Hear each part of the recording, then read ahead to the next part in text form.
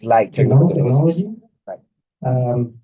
So we have Dr. Jorge Salas with us today and Dr. Thelma Garcia. Okay. So please go ahead.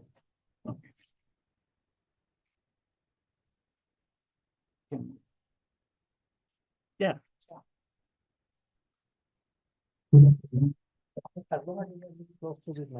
Okay.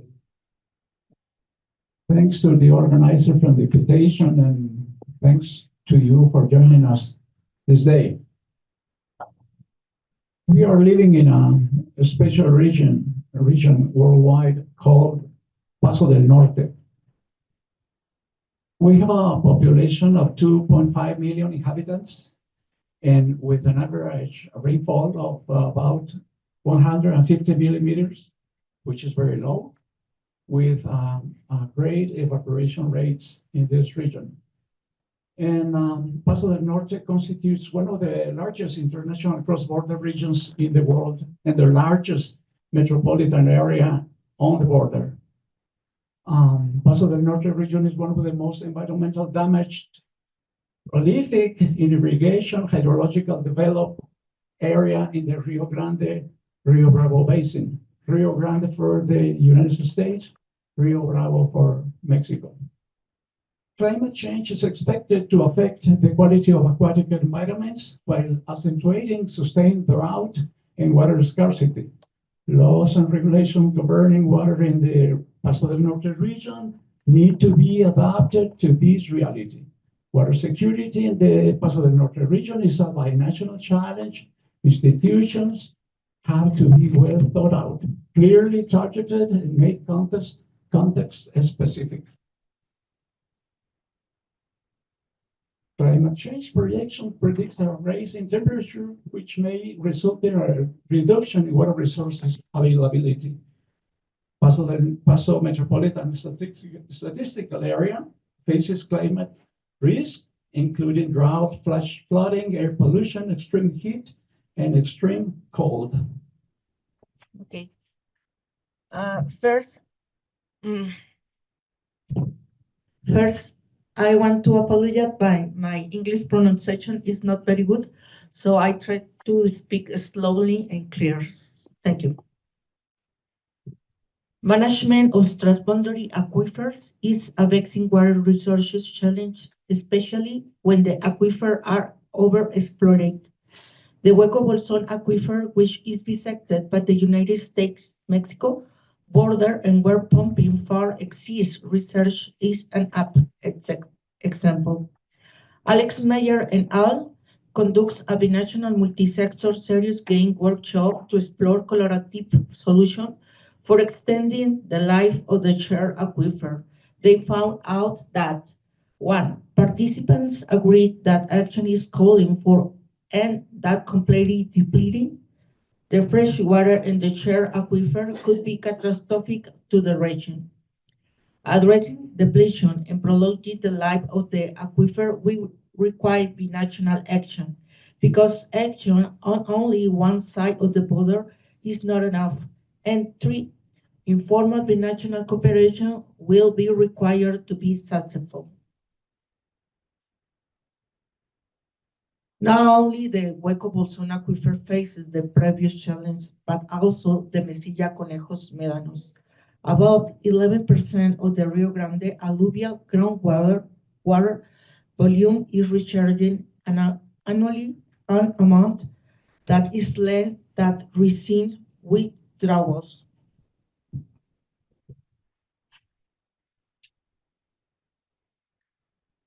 Mexico and the United States have an historical relationship in the political distribution of their transboundary waters.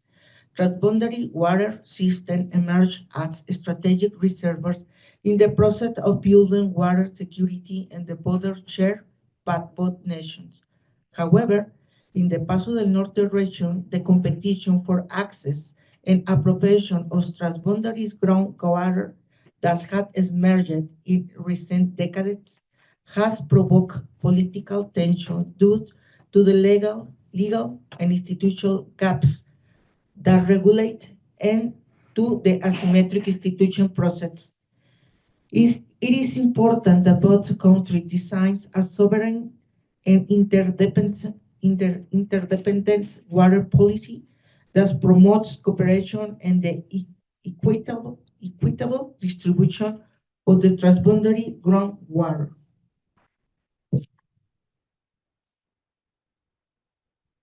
The Convention of the Law of the Non-Navigational Uses of International Water Courses in 1997 expressed the conviction that a framework convention will ensure the utilization, development, conservation, management, and protection of the international water courses, and the promotion of the optimal and sustainable utilization thereof for present and future generations. Affirm the importance of international cooperation and good neighborliness in the field, aware of the special situation and needs of developing countries.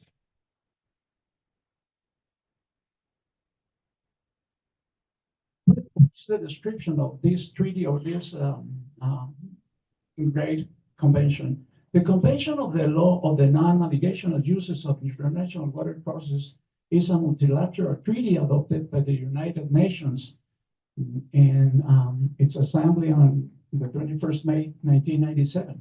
The objective of this convention is to establish a framework for the use of international water courses for non-navigational purposes. The convention establishes principles and rules that can be applied and adjusted to the characteristics of international water courses. Okay, the main characteristic of the UN 1997 Convention is the only universally applicable treaty for shared freshwater resources. Is a framework convention, that meaning is providing a framework or principle and rules that can be applied and adjusted to suit the characteristic of a particular international water course. In strangers, the rule of the law is the increasingly critical area of international relations, as well as the protection and preservation of the international water courses. The main provisions of this convention: riparian states must use international water courses in an equitable and reasonable manner. Riparian states must protect and preserve the ecosystems of international water courses.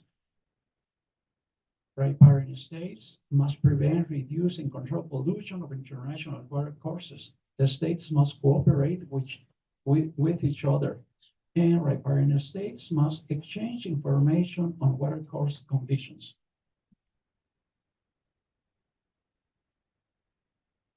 Where the 1997 United Nations Convention has been used, the Nile River Basin Cooperative Framework Agreement, Proyecto Chikovo, Najimaros, and Hungria, Slovakia, and pulp mills on the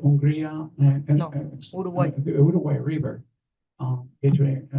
with Argentina.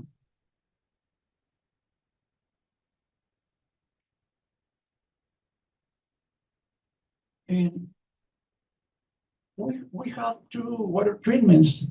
There are two water treatments, Mexico and the US. The 1906, that is a treaty that distributes water in this region, exactly Ciudad Juarez, El Paso. But treaty was an unfavorable distribution of water for Mexico. Maybe 30 years ago, somebody could say, well, this is a Mexican perspective, that Dr. McCaffrey, who is a great scholar in one of the most important universities in the US, said in one of his articles that this treaty shouldn't have been applied, shouldn't have been used in this case, because the philosophy of absolute sovereignty, which was applied in this treaty, is not part of international public law, he said. The Treaty of 1944 was a pragmatic distribution based solely on the quantity of water and ignoring other fundamental issues, such as the quality of this natural resource as well as the geographical, economic, demographic, ecological, and other aspects that are being considered in modern legislation, such as one the 1997 United Nations Convention. And as well, the conclusions, the 1997 Convention of the Law of the Uses of International Water Courses for Non-Navigational Purposes represent an important contribution to strengthening the rule of law in this increasingly critical area of international relations, as well as to the protection and preservation of international water courses. In an era of worsening water scarcity, the influence of the convention can be expected to continue to grow. The 1997 United Nations Convention is the only way currently to overcome the serious water problems facing the Paso del Norte region and to ensure sustainable water development that guarantees the viability of the resource for future generations in this important border region. Our bibliography, and thank you.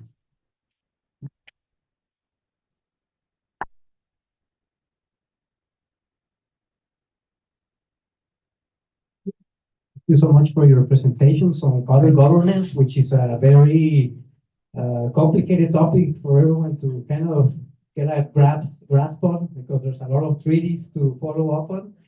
So just before you quickly sit down, are there any questions about water governance? We have questions here.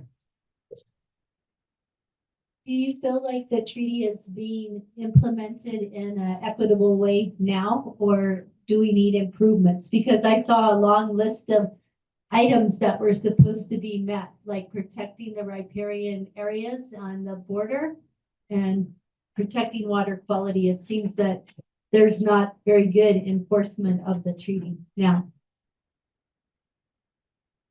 As I mentioned it, we have two treaties, 1906 and 1944, but they are obsolete. They didn't consider very important issues like ecological conservation, preservation of natural resources and species, and they didn't consider demographic growth. They didn't consider the economic growth. So we need very modern rules, no? But these rules have written in 1997 after decades of study and the Helsinki rules, and then 1997 United Nations Convention. So we are aware of the situation of the future of the water in this region, and we think that it would be great if both countries sign this convention and start what they need to do in order to apply these important rules.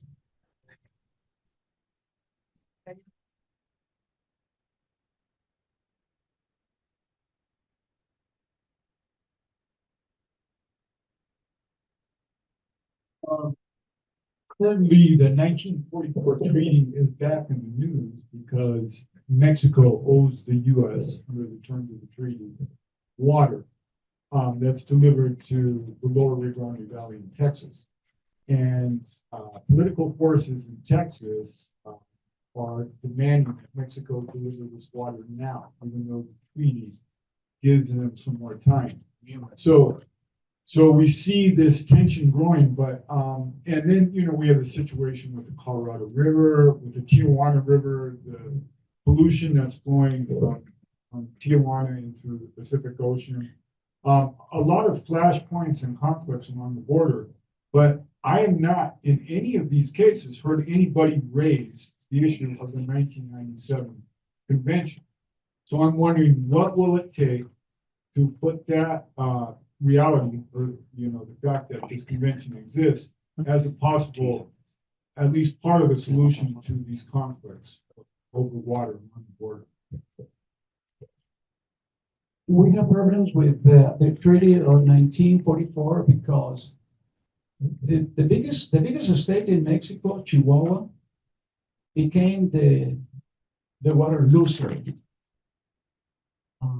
The Chihuahua State lose 2/3 of the water in the Treaty of 1906 with the United States, and Chihuahua farmers have to deliver about 432 million cubic meters annually. So each 10 years we have problems between Texan farmers and Mexican farmers because Texan farmers do not receive what the treaty mentioned. All right. But so the 1997 convention is going to solve these asymmetries. Why a state of one of the countries has to be the loser of the water, no? And so we do not find any solution in the framework of each of these kind of treaties. And political conflicts every 10 years because, as I mentioned it, the Texan farmers did not receive what they need because of the treaty. And Chihuahuan farmers are upset because they are delivering, and nobody helps Chihuahuan farmers. No? But there's no solution in the framework for these obsolete treaties.